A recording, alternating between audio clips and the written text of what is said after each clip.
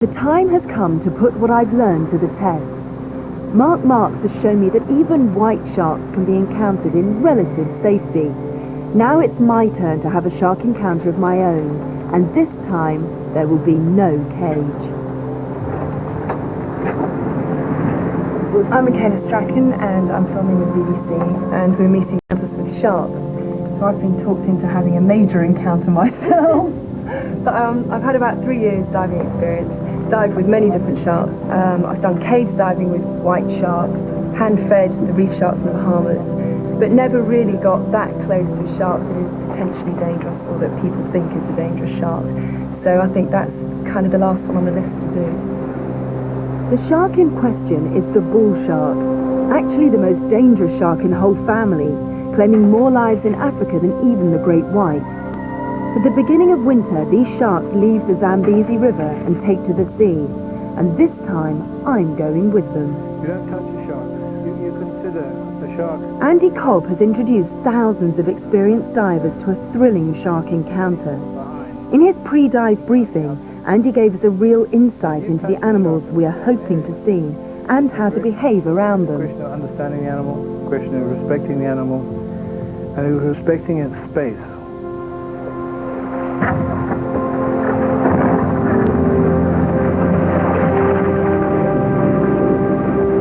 At dawn the next morning, we set out for the Protea Bank, 7 kilometers from the shore. The boat ride was pretty hairy and helped us forget any nervous feelings, at least for a few moments. Okay, you ready to go? 1, 2, 3, go!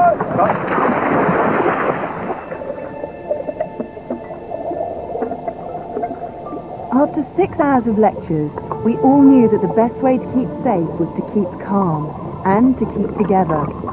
The only problem would be if somebody got seriously nervous. A shark has 6 senses to detect panic.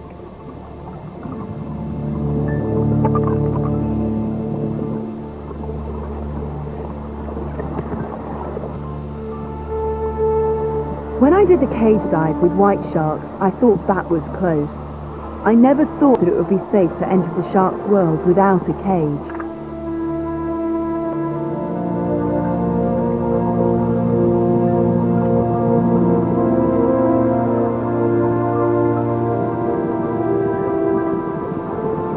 At 30 meters, the water was quite murky. I would be lying if I said that I felt totally at ease.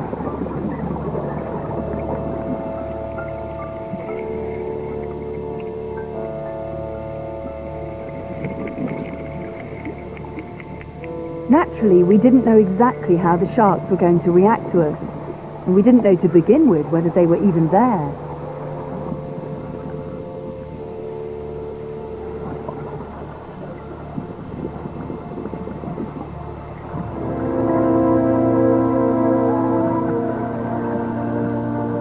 Finally came the moment when we encountered the shark we'd set out to see, the bull shark.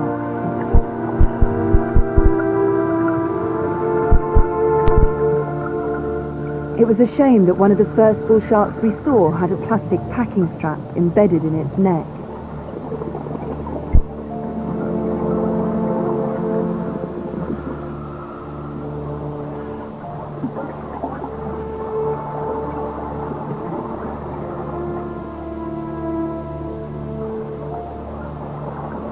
Once you get down this deep and let the current take you, you do get an incredible sense of calm.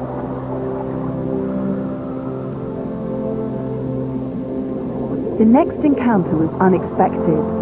The visibility had dropped to 5 meters, and suddenly, out of the deep blue, a whole group of sharks appeared. I'd always wanted to see a hammerhead up close. It's just such an odd-looking creature. To get this close was fantastic. When you're prepared to see the shark in its own environment, it doesn't seem so dangerous, and I found that I could even feel comfortable with them.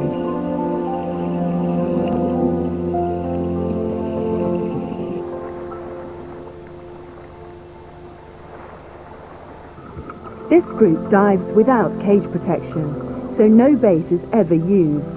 Just a shark attractor made of shiny pieces of metal and fronds like a squid's tentacles. 2 large bull sharks came to investigate.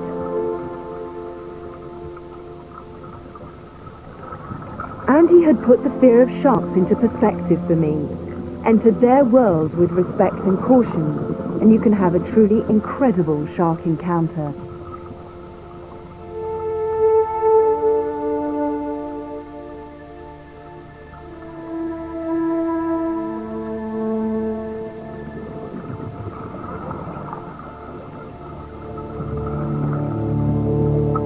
Did everybody see those?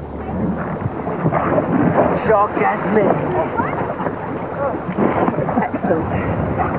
Who didn't see a shark? They're great creatures to watch. We call them Zambesis, but worldwide they're known as bull shark.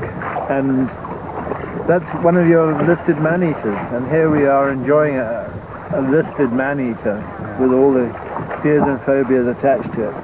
Fear and adrenaline doesn't really come into it. It's just such a privilege to be in their environment, and it's just another perspective. It's incredible. You have to be the experience, I suppose. So in that 30-minute dive, we were probably surrounded by how many sharks? It'd be difficult to estimate, but there'd be At least 20, I suppose. well, Zambesis alone there'd be probably 20, apart from all the hammerheads going through. And they'll come through in schools of 20, 30, basically as hunting packs. It's not a migratory pack. And we've all come up in one piece. Yeah. You proved the point. And I suppose that I proved a point to myself too, that encounters with sharks can be magical, and even if not totally risk-free, can be safe. I also have a lot of admiration for the enthusiasts who get out there in the surf and pursue the sports they love, despite the risk.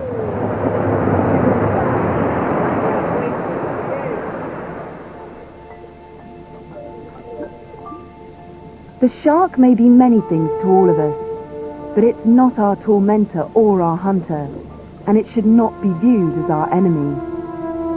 My own encounters with sharks have taught me that they need to be protected, even treasured, not simply feared. Just a few decades ago, you were considered a hero if you caught and killed a shark. Now you're considered a hero for swimming with one. Hopefully in the post-Jaws years, those attitudes will continue to change.